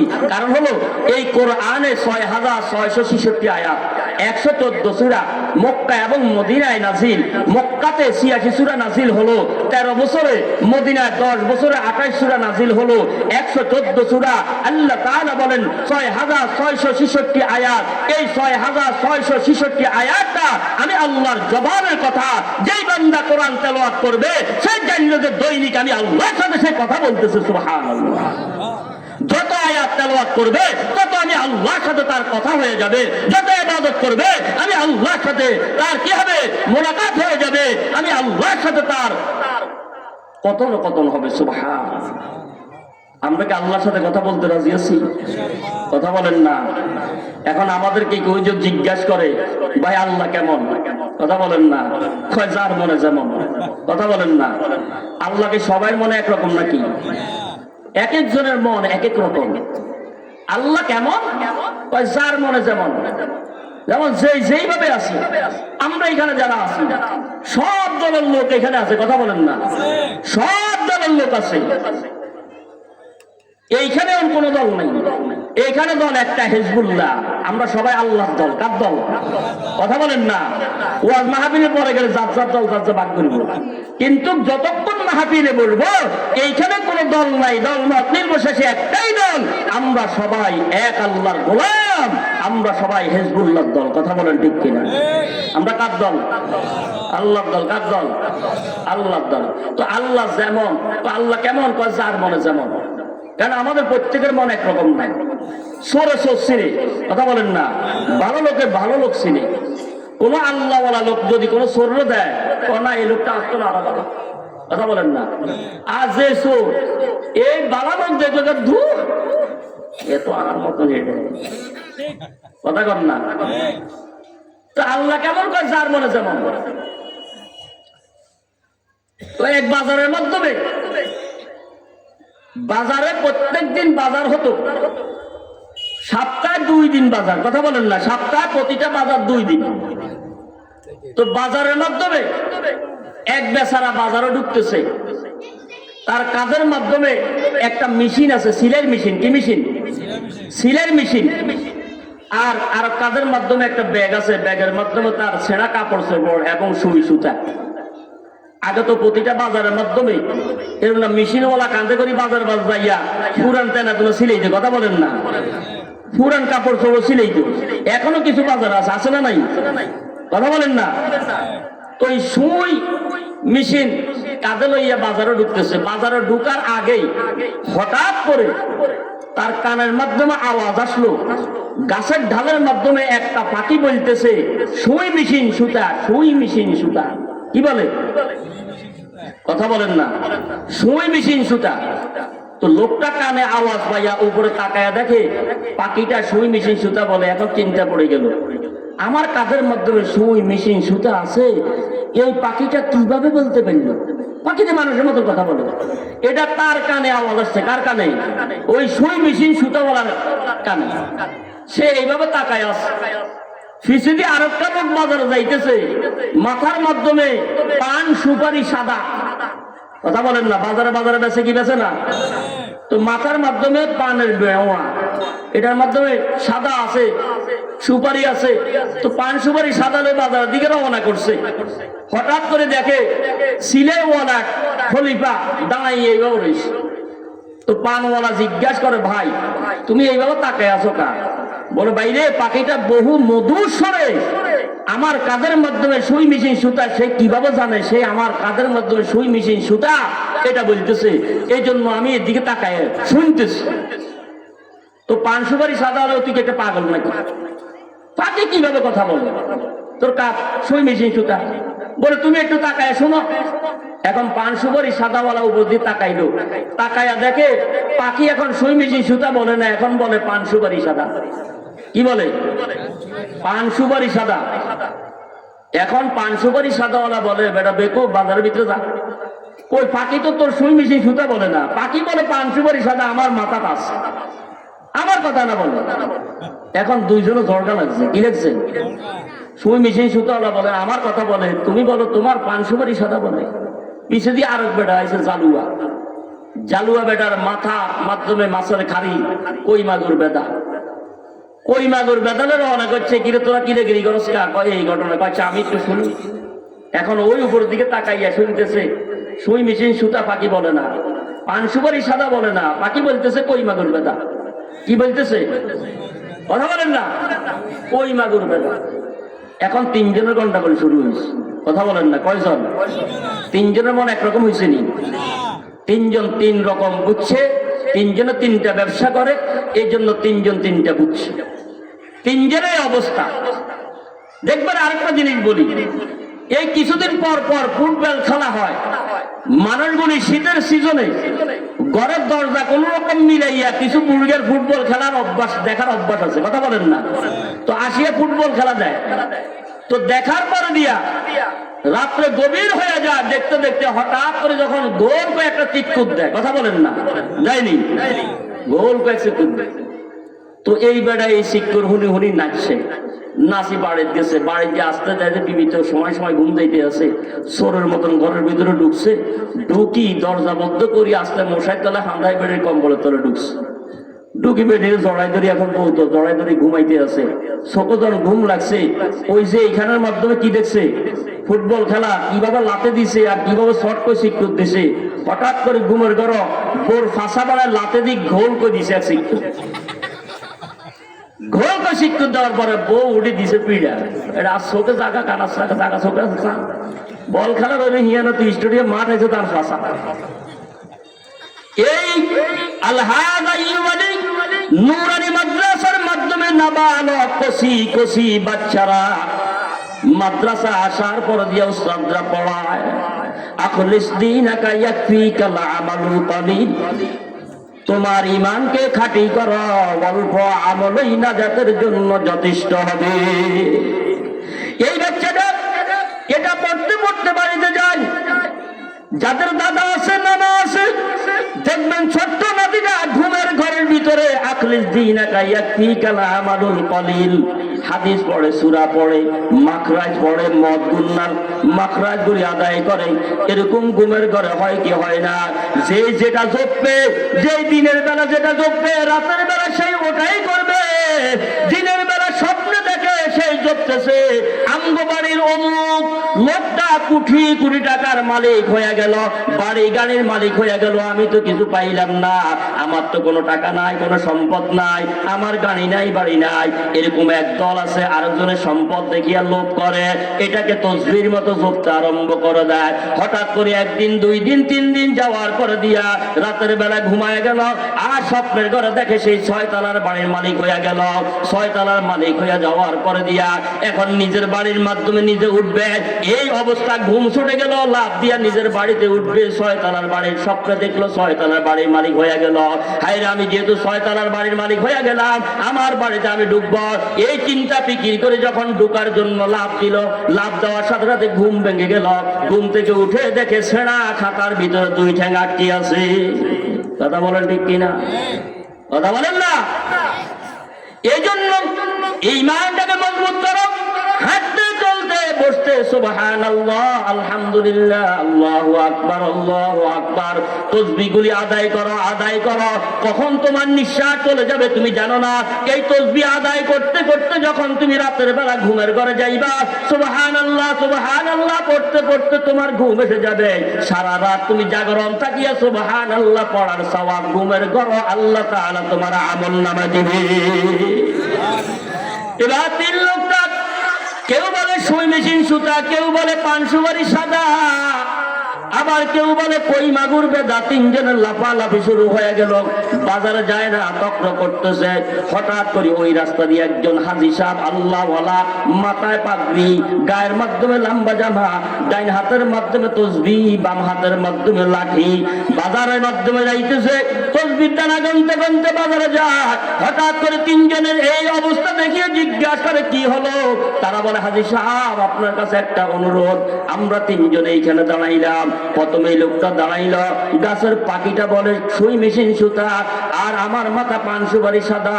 গাছের পাখিটা আমার কথা বলে, এই জন্য আমরা দুইজন তক্র লাগলাম। 3 নম্বরে মাছওয়ালা আইনু, সেটা বলে তার কই মাগুর বেদা বলে। এখন এই জন্য আমরা তিনজন তক্র করতেছি। হাজি সাহেব বলে তোমরা অপেক্ষা থাকো, আমি একটু তাকায়া দেখি পাখিটা তোমাদের কার কথা বলে। এবার হাজি সাহেব তাকায়া দেখেন পাখিটা কিন্তু সুই মেশিন সুতা বলে না, কই মাগুর বেদা বলে না, পাখিটা পান সুপারি সাদা বলে না। হাজি সাহেব তাকায়া দেখেন পাখিটা বলে লা ইলাহা ইল্লাল্লাহ, জোরে লা ইলাহা ইল্লাল্লাহ, লা ইলাহা ইল্লাল্লাহ, লা ইলাহা ইল্লাল্লাহ, লা ইলাহা ইল্লাল্লাহ, জোরে লা ইলাহা ইল্লাল্লাহ, লা ইলাহা ইল্লাল্লাহ, লা ইলাহা ইল্লাল্লাহ, মুহাম্মাদুর রাসূলুল্লাহ সাল্লাল্লাহু আলাইহি ওয়াসাল্লাম। হাজি সাহেব লাঠিটা হাতের মাধ্যমে লইয়া 3টার পাশা বাড়া 3টা বাড়া দিয়ে বলে তারাই বাড়া যা, তুই যেমন তুই তেমন পাখির মনে করছ, যা যা আমার পাখি তোদের কথা বলে না, আমার পাখি 24টা ঘন্টা আমার মাওলার ইবাদত করে। ও বাবা, এই পৃথিবীর জমিন শুরু থেকে শেষ পর্যন্ত আল্লাহ তাআলা যত হাজার যত কোটি মাখলুক আল্লাহ সৃষ্টি করেছে রে বাবা, সব মাখলুকের সরদার মানুষকে বানাইছে, মানুষকে সব মাখলুকের নেতা বানাইয়া দিয়েছে। আর সব মাখলুকগুলি মানুষের গোলাম হয়ে গেছে, সব মাখলুকগুলি আমার আপনার গোলামি করে, কিন্তু আমরা আল্লাহর গোলামি করতে পারি না। সব মাখলুক 24টা ঘন্টা আমার আপনার গোলামি করে, কিন্তু আমি আপনি আল্লাহর গোলামি করতে পারি না। এরে বাবা হুঁশিয়ার সাবধান। আল্লাহ রাব্বুল আলামিন বলেন লা ইন শাকারতুম লা আযীদান্নাকুম ওয়া লা ইন কাফারতুম ইন্না আযাবি লাশাদীদ। ও আমার আদর বান্দা, তোমরা আমি আল্লাহ তোমাদেরকে আমার গোলাম বানাইয়া জমিনে প্রেরণ করেছি, আমার বন্ধুর উম্মত বানাইয়া দুনিয়াতে প্রেরণ করেছি। তোমাদেরকে আমি রব্বুল আলামিন অত্যন্ত মহব্বত করে অত্যন্ত ভালোবাসে। অতএব তোমরা আমি আল্লাহর গোলামি করো, আমি আল্লাহর দেওয়া নিয়ামত পাওয়ার পর দিয়ে শুকর আদায় করো। আমি আল্লাহর নিয়ামত পাওয়ার পর দিয়া শুকর যখন আদায় করবা, আমি আল্লাহ তোমাদেরকে নিয়ামত বাড়ায় দিব। আর নিয়ামতের শুকর যদি আদায় করতে না পারো, অস্বীকার করো, অন্যায় করো, কুফরি করো, ইন্না আযাবি লাশাদীদ, আমি রব্বুল আলামিন তোমাদের জন্য শক্ত আযাব রেখে দিয়েছি, তোমাদের জন্য শক্ত আযাব রেখে দিয়েছি। রব্বুল আলামিন বলেন তোমাদের জন্য শক্ত আযাব রাখছি। এই আযাবটা কেমন রে বাবা, কেমন আযাব? জাহান্নামের আযাব কেমন হবে, কেমন হবে? দুনিয়া সাধারণ আগুনের মাধ্যমে একটা আঙ্গুল 1 মিনিট রাখা সম্ভব হয় না। মারে বাবারে বলে চিৎকার মারি পাগল পারা হয়ে যায়, ডাক্তার কবিরাজ বই পাগল হয়ে যায়। কিন্তু কবরের মাধ্যমে ওই জাহান্নামের আগুন কেমন হবে, জাহান্নামের আগুন কেমন তাপ হবে? কয়েকটা নাফরমান বান্দাকে 500 বছর দূরে জাহান্নাম থেকে 500 বছর দূরে রাস্তার মাধ্যমে দাঁড় করানো হবে। জাহান্নামের আগুনের তাপ এমন বেশি হবে, 500 বছর দূরে জাহান্নাম থাকবে, আর একজন নাফরমানকে 500 বছর দূরে দাঁড় করানো হবে। 500 বছর দূরের রাস্তা থেকে জাহান্নামের আগুনের তাপ আসিয়া ওই 500 বছর দূরত্ব রাস্তা দূরে আল্লাহর যে নাফরমান আছে, ওই নাফরমানের কলিজা নাড়ি বুড়ি সব সিদ্ধ হইয়া পায়খানা রাস্তা দিয়া টকবক টকবক করে পড়তে থাকবে। ও নবীর উম্মত, এই জন্য জন্য হুঁশিয়ার, সাবধান হয়ে যাও। এই যে ছোট বাচ্চারা কত সুন্দর আপনাদেরকে প্রদর্শনী দেখাইল, জানাজার নামাজে ইমামকে ডাকল, নামাজ পড়ে নাই বিদায় জানাজা পড়াবে না। এর বাবা শুনে রাখো, নামাজ এমন একটা ইবাদত, এই নামাজের মাধ্যমে কোরআন আছে, এই নামাজের মাধ্যমে দুরূদ শরীফ আছে, এই নামাজের মাধ্যমে তাসবিহ তাহলিল আছে। এই জন্য নামাজ গুরুত্বপূর্ণ ইবাদত। এক ওয়াক্ত নামাজ যদি আল্লাহর কোন বান্দা, আল্লাহর কোন বান্দি এক ওয়াক্ত নামাজ যদি বিনা ওজরে কাজাই করে, তাকে এক হুব্বা জাহান্নামের আগুনে জ্বলা লাগবে। এক হুব্বার হিসাব হলো, তাফসীর লেখে, এক হুব্বার হিসাব হলো 2,88,00,000 বছর জাহান্নামে জ্বলা লাগবে। এক হুব্বা 2,88,00,000 বছর। এক ওয়াক্ত নামাজ যদি বিনা ওজরে কাজাই করা হয়, ওজর ব্যতীত কাজাই করা হয়, আর যদি এক ওয়াক্ত নামাজ যদি কেউ ছেড়ে দেয়, কাজাই করে নাই, ছেড়ে দিল, 2 হুব্বা জাহান্নামে জ্বলা লাগবে। এক হুব্বা যদি 2,88,00,000 বছর হয়, এটাকে 2 দিয়ে পূরণ করো রে বাবা। এইভাবে তুমি কয় ওয়াক্ত দৈনিক গ্যাপ দাও, কয় ওয়াক্ত নামাজ আদায় করো না। নামাজ এমন একটা ইবাদত, নামাজের মাধ্যমে আল্লাহ দিদার পাওয়া যায়, নামাজের মাধ্যমে আল্লাহ দিদার পাওয়া যায়। যেহেতু সামনের মাসটা হলো মেরাজের মাস, ওই মেরাজ হলো নামাজ। নামাজ আল্লাহর পয়গম্বর আরশ আজিম ভ্রমণ করলেন, মেরাজ করলেন।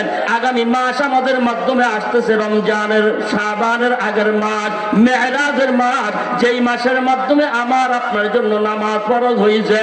আল্লাহর পয়গম্বর নবী মুহাম্মদুর রাসূলুল্লাহ সাল্লাল্লাহু আলাইহি ওয়াসাল্লাম মেরাজ করেছেন।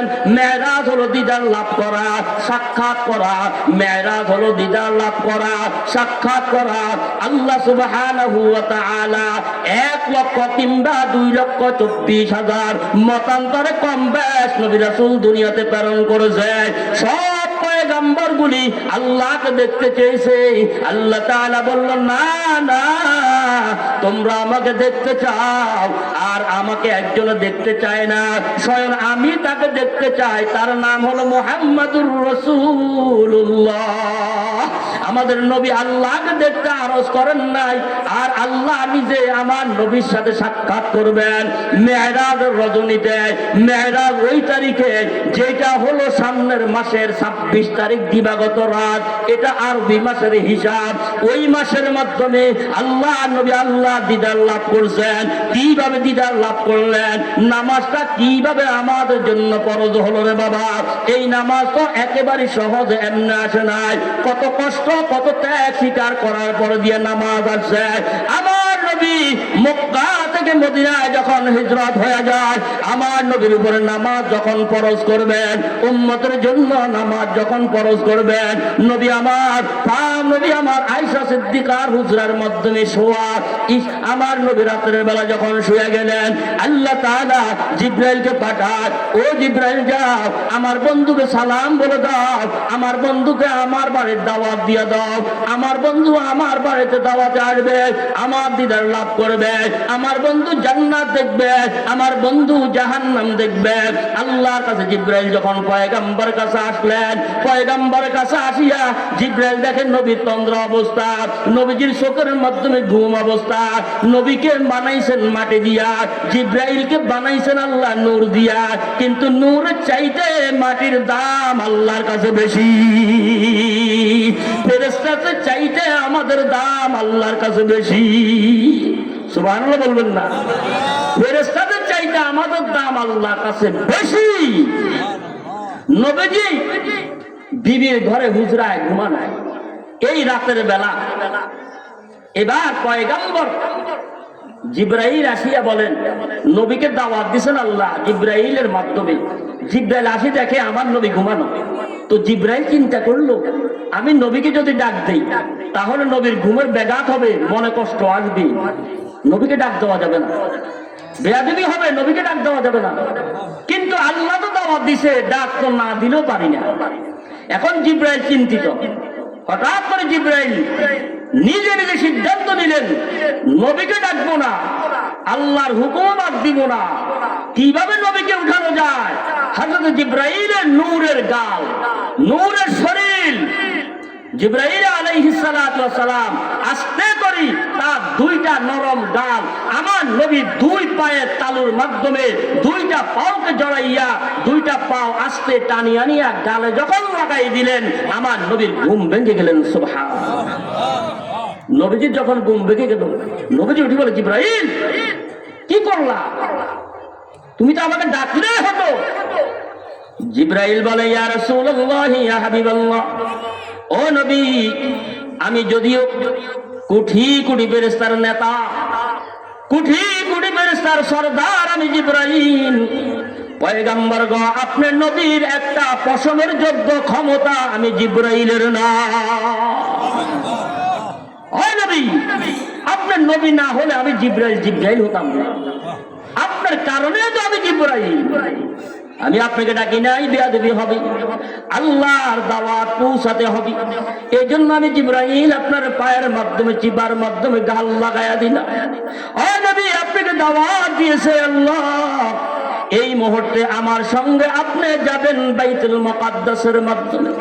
বাইতুল মুকাদ্দাসের মাধ্যমে সামান্য সময় অপেক্ষা করবেন, এরপরে বাইতুল মুকাদ্দাস থেকে আল্লাহর কাছে দেখা করার জন্য 7 আসমান ভ্রমণ করবে। জিবরাইল বলে, নবী বলে, জিবরাইল যাবো কিভাবে? তখন তো আর রকেট ছিল না, কথা বলেন না, যাবো কিভাবে? জিবরাইল বলে, ইয়া রাসূলুল্লাহ, আপনার জন্য আল্লাহ তাআলা দুইটা জানোয়ার বরাদ্দ করেছেন। একটা নাম হলো বোরাক, একটা নাম হলো রপরপ। বোরাকটা হলো ছাগলের মতো 4 পা জানোয়ার, রপরপটা 4 পা জানোয়ার, সেটা দুম্বার চাইতে ছাগলের চাইতে আর একটু বড়। বোরাকের কাজ হলো আপনার বাসার সামনে থেকে বাইতুল মুকাদ্দাস পৌঁছাইয়া দেওয়া, আর বাইতুল মুকাদ্দাস থেকে রপরপের কাজ হলো প্রথম আসমানের সীমানা পৌঁছাইয়া দেওয়া। আবার আপনাকে রপরপ ওইখানে অবস্থান করবে, আপনাকে বাইতুল মুকাদ্দাসে পৌঁছাবে, বাইতুল মুকাদ্দাস থেকে আবার আপনাকে এই কি করবে, আপনাকে আবার বাসা পর্যন্ত পৌঁছাবে বোরাক। সুবহানাল্লাহ। নবী আলাইহিস সালাতু ওয়াস সালাম ওযু বানালেন, বদনার পানি দিয়ে ওযু বানালেন। খেয়াল রাখেন, নামাজ কিভাবে আমাদের জন্য আসলো, কত কষ্টের বিনিময়। নবী আলাইহিস সালাতু ওয়াস সালাম বদনির পানি দিয়ে ওযু বানালেন। ওযু বানাইয়া ঘরের দরজা খুলে শিকল লাগানো ছিল। আমাদের অনেকের ঘরে শিকল আছে, দরজা খুললে শিকলটা খোলার পরে দেখবেন, দরজা খোলার পরে 2-1 সেকেন্ড, 2-4-10 সেকেন্ড শিকলটা লড়ে, কথা বলেন না, লড়াচড়া করে।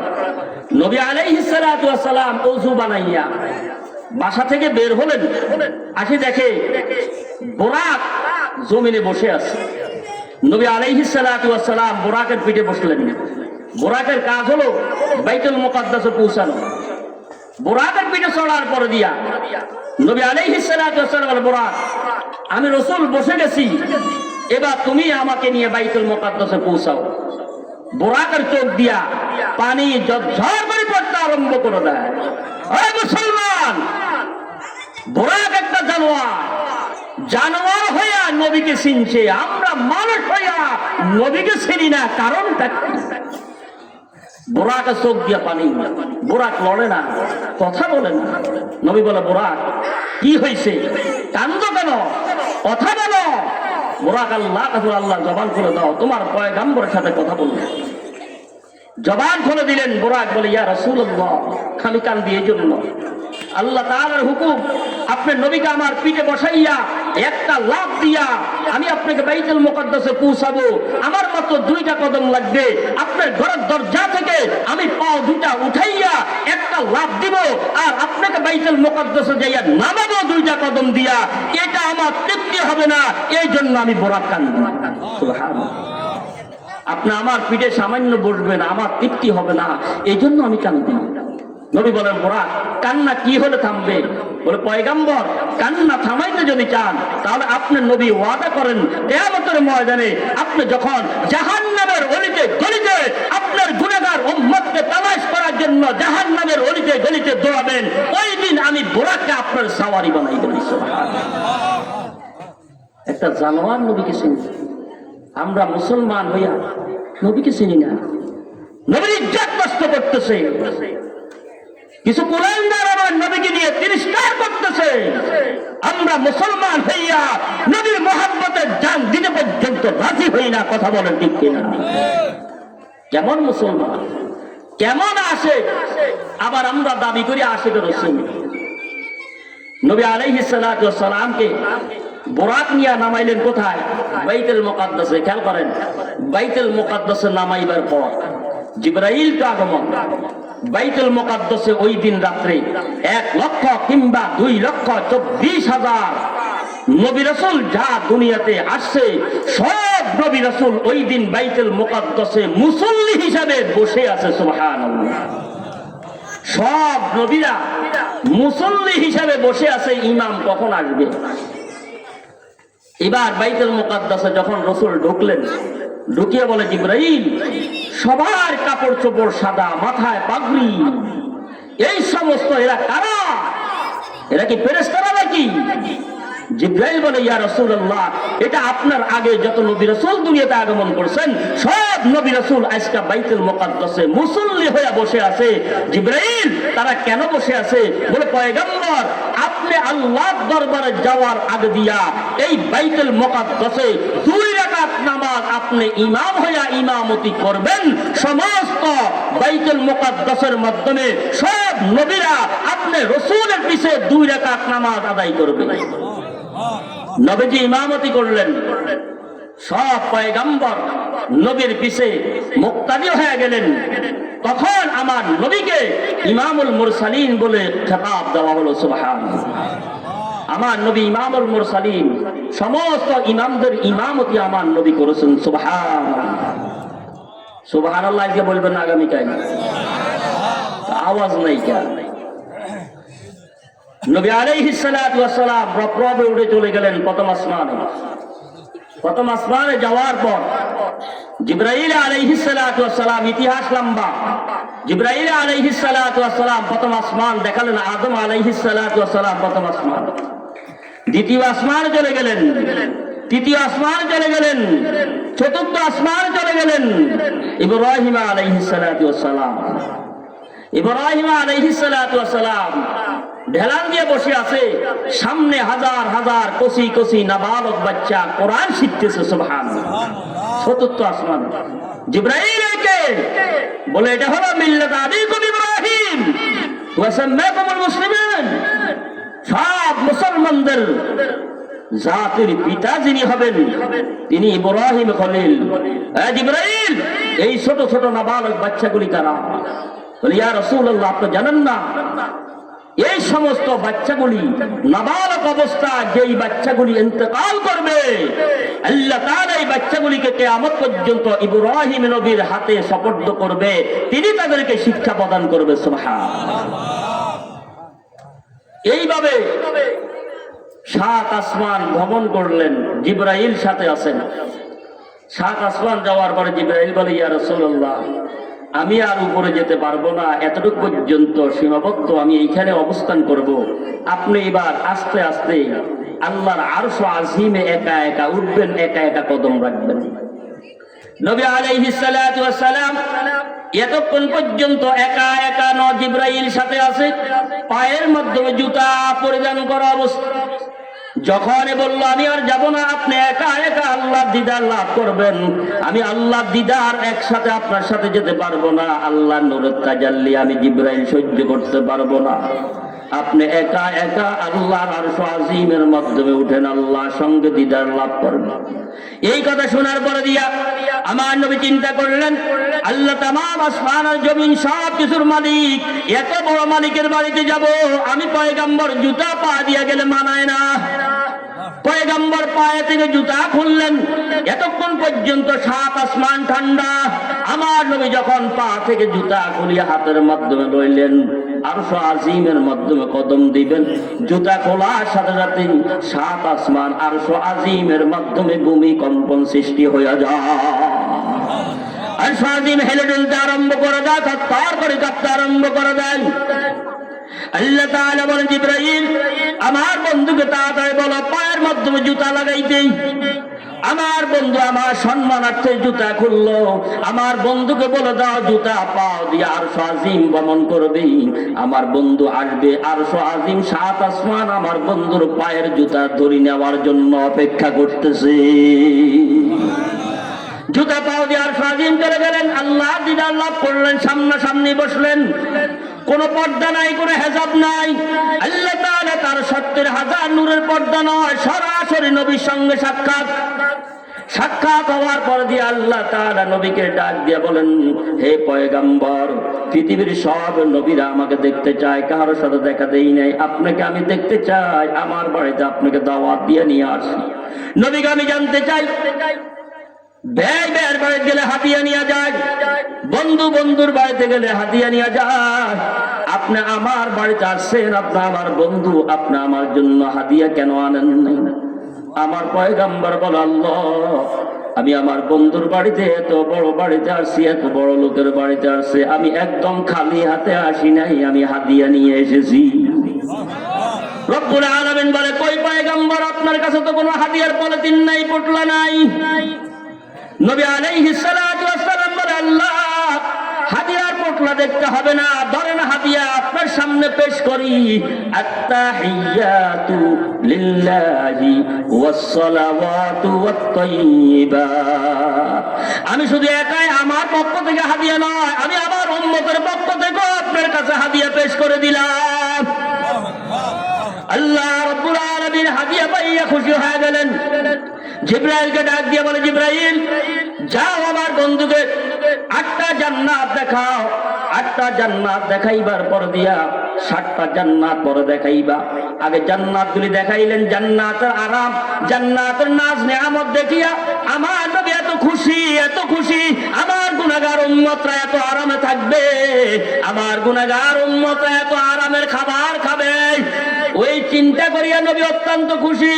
8টা জান্নাতের মাধ্যমে দেখে নবী খুশি হয়ে গেলেন। এবার আল্লাহ রাব্বুল আলামিন বলে, জিবরাইল, যাও আমার বন্ধুকে জাহান্নাম দেখাও। নবীকে যখন জাহান্নাম দেখানি শুরু করলো, আমার নবী যাইয়া দেখে জাহান্নামের মাধ্যমে 1 নম্বর জাহান্নামে যাইয়া দেখে একজন মহিলাকে তার 2টা স্তনের মাধ্যমে লোহার আগুনে শিকল দিয়া তাকে ঝুলাইয়া রাখছে। আর মহিলা মারে বাবারে বলে চিৎকার মারি। নবী আমার চোখ দিয়া পানি ছেড়ে ডাক দিয়া, জিবরাইল, এই মহিলার কি অপরাধ, কেন তাকে এই শাস্তি দেওয়া হচ্ছে? জিবরাইল বলে, ইয়া রাসূলুল্লাহ, এই মহিলা আপনার উম্মতের মাধ্যমে শামিল হবে। এই মহিলার অপরাধ হলো সে অর্ধউলঙ্গ পোশাক পরিধান করত, যেই পোশাকের কারণে তার সৌন্দর্য লবণতাগুলি পাওয়া যুবকরা দেখে হাস তামাশা করত। এই জন্য আল্লাহ তাআলা তার জন্য এই শাস্তি নির্ধারণ করেছে। এই জন্য আগুনের শিকল দিয়া তার 2টা স্তনকে ঝুলাইয়া ধরে রেখেছে। 2 নম্বর নবী চোখ দিয়া পানি ছেড়ে যায়। 2 নম্বর জাহান্নামে যাইয়া আমার নবী দেখে একজন মহিলাকে 2টা হাত বেঁধে লটকায়া রাখছে। আর মহিলার মুখের ভিতরে 2 জন জাহান্নামের ফেরেশতারা জাহান্নামের আগুনের কয়লা আগুনে ঢুকাইতেছে। মহিলা মারে বাবারে বলে চিৎকার মারে। নবী আমার চোখের পানি ছেড়ে দিয়ে ডাক দিয়ে বলে, জিবরাইল, এই মহিলার এই শাস্তি কেন? ইয়া রাসূলুল্লাহ, এই মহিলার এই শাস্তি এই জন্য, এই মহিলা এই পুত পবিত্র জবান দিয়া খারাপ বাক্যে গালাগালি করত। অন্যের ফ্যামিলির জর্গাগুলি অন্য ফ্যামিলির ঘরের মাধ্যমে রাত কান জাগাইয়া শুনতো তাদের স্বামী স্ত্রীর মাধ্যমে কি কতন হয়। এগুলি পাড়ায় বিক্রি করিয়া তাদের ঘর সংসারের মাধ্যমে অশান্তি সৃষ্টি করত। এই জন্য আল্লাহ তাআলা তার জন্য এই শাস্তি নির্ধারণ করেছে। 2 জন ফেরেশতা তার মুখের মাধ্যমে আগুনের কয়লা ঢুকাবি। এরকম মহিলা আছে না নাই? কথা বলেন না, আছে না নাই? এই ঘরের কথা ওই ঘরে, ওই ঘরের কথা ওই ঘরে, হেতিবালা কথা বলেন না, আসেনি? এরপরে দিয়া নবী চোখ দিয়া পানি ছেড়েন। 3 নম্বর জাহান্নামে গেলেন। 3 নম্বর জাহান্নামে যাওয়া দেখে একজন মহিলাকে 2টা পা 2 দিকে টানা দিয়া লোক কি করলো, ঝুলাইয়া রাখছে। মাথা নিচের দিকে, হাত 2টা 2 দিকে টানা দিয়া ঝুলাইয়া রাখছে। আর তার মাসিকের রক্ত, মাসিকের নাপাক, এই হায়েজ নাপাক গুলি তল পেট লজ্জাস্থান স্থান দিয়ে বের হইয়া তলপেট বে তার মুখের মাধ্যমে পড়ে, আর এই গরম হায়েস নেপাসের খোমগুলি তার মুখের মাধ্যমে পড়ে। সেই মারে বাবারে বলে চিৎকার মারে। নবী ডাক দিয়া বলে, জিবরাইল এই মহিলার এই শাস্তি কেন? বলে, ইয়া রাসূলুল্লাহ, এই মহিলার এই শাস্তি এই জন্য, এই মহিলার স্বামী থাকবে বিদেশে, বিরাজ্যে চাকরি করবে, সংসারে কষ্ট দেখার জন্য, অর্থ উপার্জন করার জন্য যাবে। এই মহিলা স্বামীর খাবে, স্বামীর পড়বে, তার লজ্জাস্থান পাড়ায় পাড়া বিক্রি করবে, জিনার কাম করবে, আকাম কুকাম করবে। এই জন্য আল্লাহ তাআলা এই মহিলার জন্য এই শাস্তি সিদ্ধান্ত নিয়েছে। ও মা বোনেরা, শরীয়তে আল্লাহ তাআলা বলেন, ওয়াকারনা ফি বুয়ুতিকুন্না ওয়ালা তাবাররাজনা তাবাররুজাল জাহিলিয়াতিল উলা। ও নারীরা, খবরদার, হুঁশিয়ার, সাবধান, সাবধান হয়ে যাও। তোমরা জাহিলিয়াতের যুগের নারীদের মতো সাজসজ্জা লাগাইয়া, সৌন্দর্য লাগাইয়া, খবরদার তোমরা পাড়ায় পাড়ায় টই টই করি তোমরা হাঁটিও না। তোমরা পর্দার ভিতরে থাকো। পুরুষের কাম হলো বাহিরে, মহিলার কাম হলো অন্তর্মহলের মাধ্যমে।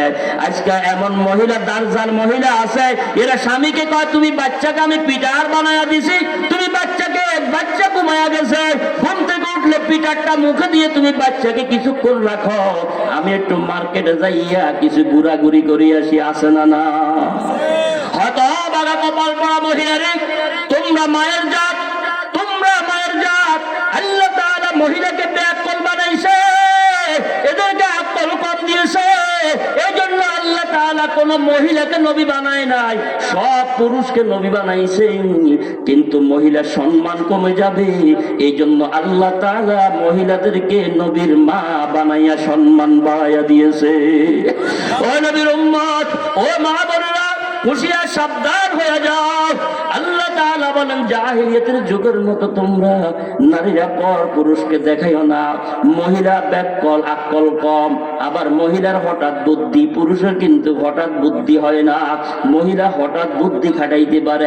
একজন মহিলা এই মুহূর্তে আসিয়া আমাকে জেলে ঢুকাইতে পারবে, আবার আমাকে ছুটাইয়া নিয়ে আসতে পারবে। কথা বলেন ঠিক কিনা? এই মহিলা হঠাৎ বুদ্ধি কিন্তু আকল কম। ও মা বোনেরা, তোমাদের ঘর থেকে হাফেজ কোরআন, কত আলেম, কত মুফতি, কত মুহাদ্দিস, কত নবী রাসূল দুনিয়াতে আগমন করেছে। খবরদার, খবরদার, আল্লাহর জান্নাত যাওয়ার সামান তৈরি করো। দুনিয়া শান্তির জায়গা না, দুনিয়া অশান্তির জায়গা। কবর যায়া দেখবা কত আলেম ওলামারা তোমাদেরকে বুঝাইছে, তোমরা মানো নাই। ওই দিন যতই কাঁদবা, একটা ফোঁটা চোখের পানি আল্লাহর দরবারে গ্রহণযোগ্য হবে না। তোমরা এরপরে আমার নবী কি করলেন? খবরদার, হুঁশিয়ার। এবার আমার নবী যখন কাঁদতে কাঁদতে বের হলেন, জিবরাইল, আর আমি জাহান্নাম দেখবো না। জিবরাইল বলেন, না, 7টা জাহান্নাম দেখেন। 7 জাহান্নাম দেখার পরে নবী চোখ দিয়ে পানি জল করে পড়ে। আল্লাহ তাআলা বলে, জিবরাইল, আমার বন্ধু জান্নাত দেখে খুশি হইছে, জাহান্নাম দেখিয়া আমার বন্ধু কষ্ট পাইছে। আমার বন্ধু কষ্ট লইয়া মক্কা যাবে, এটা আমি আল্লাহ বরদাস্ত করব না। আমার বন্ধুকে হাউজে কাউসারের মাধ্যমে নিয়ে নাও। আমার বন্ধু হাউজে কাউসার দেখবে, হাউজে কাউসার দেখলে আমার বন্ধু জাহান্নামের কথা ভুলিয়া যাবে। হাউজে কাউসারের সামনে নিল একটা শরবতের নহর। হাউজে কাউসার এত সুন্দর, আমার নবী যায়া দেখে হাউজে কাউসার। জিবরাইল, এত সুন্দর শরবতের নহর আল্লাহ তার জন্য রিজার্ভ করেছে। জিবরাইল বলে, ইয়া রাসূলুল্লাহ, ইয়া হাবিবাল্লাহ, এই হাউজে কাউসার আল্লাহ তাআলা ওদের জন্য রিজার্ভ করেছে যারা প্রত্যেকদিন নেক কাজ করার আগে বিসমিল্লাহ পড়িয়া নেক কাজ করবে। আল্লাহ তাআলা ওদের জন্য হাউজে কাউসার রিজার্ভ করে বলবে। আমার নবী এই কথা শোনার পরে দিয়া আর দেরি করলেন না, আল্লাহু আকবার বলে সিজদা পড়ে গেলেন হাউজে কাউসারের সামনে। সিজদা পড়ে আল্লাহকে ডাক দিয়ে বলে, আল্লাহুম্মা আকুলু বিসমিল্লাহির রহমানির রহিম ফারজুকনা লিহাযান নাঈম। ও আল্লাহ, এত সুন্দর হাউজে কাউসার, আমি তো প্রত্যেকদিন নেক কাজ করার আগে বিসমিল্লাহ বাদ দেই না, আমাকে হাউজে কাউসার থেকে বঞ্চিত করিয়েন না। আল্লাহ তাআলা বলে জিবরাইল আমার বন্ধুকে সিজদা থেকে মাথা উঠাইতে বল, আমার বন্ধুকে জানায় দেয় আমি হাউজে কাউসার আমার বন্ধুর উম্মতের জন্য রিজার্ভ করে দিলাম। এই হাউজে কাউসার কি জিনিস? কিয়ামতের ময়দানে যারা আল্লাহ নবীর হাতে হাউজে কাউসার এক পেয়ালা শরবত একবার পান করবে গো বাবা, কমসে কম 50,000 বছর পর্যন্ত ওই লোকটা আর পানির পিপাসা লাগবে না, ওই লোকটার পানির পিপাসা আর লাগবে না। এবার আমার নবী হাউজে কাউসার দেখি আল্লাহর দরবারে আগমন করলেন। আল্লাহ তাআলা ডাক দিয়ে বলে বন্ধু, জান্নাত দেখলেন, জাহান্নাম দেখলেন, আমাকে দেখলেন, আমার নূর দেখলেন, হাউজে কাউসার দেখলেন। ও পয়গম্বর, ও বন্ধু, আপনি এখন মদিনায় চলে যাবেন। আমি জানতে চাই আমার জান্নাত জাহান্নাম দেখি হাউজে কাউসার দেখি আপনি খুশি হয়ে গেছেন না বেজার হয়ে যান? আমার নবী ডাক দিয়ে বলে আল্লাহ আপনার জান্নাত দেখি আমি খুশি হয়ে গেলাম, হাউজে কাউসার দেখিয়া খুশি হলাম, আপনি আল্লাহকে সরাসরি দেখে আমি খুশি হয়ে গেলাম। তবে জেনে রাখেন যাওয়ার সময় আমি বেজার হয়ে যাই। আল্লাহ বলে কেন রে বন্ধু, কেন বেজার হয়ে যাও? বলে আমি আপনাকে দেখে খুশি হলাম, দুনিয়ার গুনাহগার এতিম উম্মতরা তো আপনাকে দেখলো না। আল্লাহ তাআলা বলেন নবী আপনি যান, আপনার উম্মতের জন্য 5 ওয়াক্ত নামাজ ফরজ করে দিলাম, তাদেরকে নামাজগুলি দৈনিক পড়তে বলেন। আসসালাতু মিরাজুল মুমিনিন, যারা দৈনিক দিন 5 ওয়াক্ত নামাজ জামাতে আদায় করবে, টাইম মতো আদায় করবে। আল্লাহ তাআলা বলেন নবী গো আপনি আমার কাছে আসতে কত কষ্ট করেছেন, কত পরিশ্রম করিয়া আমার দিদার লাভ করেছেন, আপনার উম্মতরা কষ্ট করতে হবে না, তারা আল্লাহু আকবার বলে সিজদা করবে, আর আমি রব্বুল আলামিন দৈনিক আপনার উম্মতের সঙ্গে সিজদা যায়া আমি নিজে আল্লাহ তাদের সঙ্গে দেখা করব। আল্লাহ দৈনিক দিন 5 বার আমাদের সঙ্গে দেখা করেন। বলবেন আমরা দেখি না কেন? আল্লাহকে দেখার জন্যই তো আমার চোখ দি নয়, আল্লাহকে দেখার জন্য অন্তর চোখ লাগবে। অন্তর চোখ যদি অর্জন করতে হয় তাহলে হালাল গাঁজা খেতে হবে, বিবি পর্দা রাখতে হবে, আল্লাহর হুকুম মানতে হবে। সব কিছু মানিয়া যদি চলতে পারেন তাহলে আমার চোখ বদ্ধ হয়ে যাবে, অন্তর চোখ চালু হবে। চোখকে বদ্ধ করবেন 1 সেকেন্ডের ভিতরে 7 আসমান 7 জমিন গর্তের পিপিলিকা সব কিছু আপনার চোখের সামনে ধরা পড়ে যাবে। এই জন্য পয়গম্বর বিদায় হয়ে আসলেন, আসার পরে দিয়া মেরাজ করছেন মাত্র রাত্রের সামান্য অংশ। আল্লাহ তাআলা সব কিছুকে ব্রেক করাই দিয়েছেন, সব ব্রেক হয়ে গেছে। আল্লাহ তাআলা তার পয়গম্বরকে দীর্ঘ 27 বছর পর্যন্ত মেরাজের ভিতরে কাটাইছে। এই 27 বছর পরে যেই জায়গা ছিল সেইখানে ব্রেক, যে অবস্থা যেটা ছিল সব ব্রেক। 27 বছর আল্লাহ দিদার লাভ করার পরে দিয়া পয়গম্বর যখন মদিনায় আসলেন, আসার পরে নবী বলে আমি যেই জায়গা থেকে ঘর থেকে বের হইলাম ওযু বানাইয়া ঘরের দরজার মাধ্যমে আসিয়া দেখি এখনো পর্যন্ত আমার ঘরের দরজার শিকলটা লড়াচড়া করে, ঘরের দরজার শিকল লড়াচড়া করে। 27 বছর শেষ হয়ে গেছে। পয়গম্বর বলে এটা শেষ নয়, আমি নবী যে পানি দিয়ে ওযু বানাইয়া গেলাম, ওযু বানাইলে বদনার পানিটা 2 মিনিট পরে পানিটা জমিনে খেয়ে পালায়, দাগ থাকে না। নবী বলে আমি ওযু বানাইয়া মেরাজে গেলাম, 27 বছর শেষ হওয়ার পর আমি আসিয়া দেখি এখনো আমার ওযুর পানি স্রোতে গড়াইতেছে। ও নবীর উম্মত, এরপর অলৌকিক ঘটনা কি? আমার নবী যখন নাকি আমার নবী মসজিদের নববীর মাধ্যমে বসলেন, বসিয়া যখন নাকি ধ্যান করতেছে, হঠাৎ করে সাইয়েদনা আবু বকর আসলেন। আবু বকর হলেন 1 নম্বর পুরুষের মাধ্যমে যিনি কালিমা পড়ছেন, নবীর সাহাবী। এতদিন নাম ছিল আবু বকর। আবু বকর নবীর কাছে আসার পরে নবীকে সালাম দিলেন। নবী ডাক দিলেন আবু বকর জানোনি গত রাত আমি মেরাজ করছি, আল্লাহ দিদার লাভ করছি, জান্নাত দেখছি, জাহান্নাম দেখছি, হাউজে কাউসার দেখলাম, ধরলাম, ইন্সপেকশন করলাম। এই কথা বলার পরে দিয়া দীর্ঘ 27 বছর চলে গেছে। বাইতুল মুকাদ্দাসে নবীদের ইমামতি করলাম, নবী যা হইছে এগুলি এবার কি করলো আবু বকরকে বলতেছে। আবু বকর এই কথা শোনার পরে দিয়া নবীকে কোনো প্রশ্ন করেন নাই, বিনা প্রশ্নে ডাক দিয়ে বলে লাব্বাইকা ইয়া রাসূলুল্লাহ, সাদ্দাকতা ইয়া হাবিবাল্লাহ, আপনার মেরাজ সত্য, আমি আবু বকর বিশ্বাস করে নিলাম। আমার নবী ডাক দিলেন আবু বকর এত ঘটনা ঘটলো অল্প সামান্য সময়, তুমি কোনো প্রশ্ন প্রশ্ন করলে না, বিনা প্রশ্ন তুমি এটাকে সিদ্ধান্ত দিয়ে দিলা। আল্লাহর পয়গম্বরকে আবু বকর বলেন, ইয়া রাসূলুল্লাহ, যেদিন আপনার হাতে হাত দিয়া কালিমা গ্রহণ করেছি, ওই দিন থেকে আপনার নবীকে একটা মিথ্যা কথা বলতে আমি কখনো দেখি নাই। এই জন্য আমি বিশ্বাস করে নিছি আপনার মেয়েরাজ সত্য। আমার নবী ডাক জানে, এরা আবু বকর, এতদিন পর্যন্ত তোর নাম আবু বকর ছিল, আজকে তুই আমার মেয়েরাজের কথা বিশ্বাস করার কারণে তোর নাম শুধু আবু বকর নয়, তোর নাম হবে আবু বকর সিদ্দিক। সিদ্দিক উপাধি আমার নবী দিয়েছেন মেয়েরাজের কথা বর্ণনা দেওয়ার পরে দিয়া। এবার আবু বকরের সঙ্গে আস্তে আস্তে সাহাবায়ে কেরাম জড়াবতা আরম্ভ করলেন। কিছুক্ষণ পর আবু জেহেল আসলেন। আবু জেহেল আসিয়া বলে, এরা আমার বাতিজা পাগল হয়ে গেছে, আমার বাতিজার মাথা খারাপ হয়ে গেছে। কি কয়, বাইতুল মুকাদ্দাসে গেছে, আল্লাহর আরশ আজিম গেছে, অমুক তমুক তমুক কেন গেছে, আমার বাতিজার কথা বিশ্বাস হয় না। এবার আবু জেহেল ডাক দিল, বাতিজারে তোর মেয়েরাজের কথা বিশ্বাস করি না। নবী ডাক দিয়া বলে, কি হলে বিশ্বাস করবেন? আবু জেহেল বলে, ঠিক আছে, যদি আমাকে বলতে পারো বাইতুল মুকাদ্দাসের কয়টা জানালা কয়টা দরজা আছে। এবার নবী পেছে পড়ে গেছে, আমি তো মসজিদে নামাজ পড়াইছি, কিন্তু জানালা দরজা গনার আমার প্রয়োজন নাই, আমি তো গনি নাই। আবু জেহেল যে প্রশ্ন করছে গো, প্রশ্নের জবাব যদি দিতে পারি, হয়তো আবু জেহেল মুসলমান হয়ে যাবে।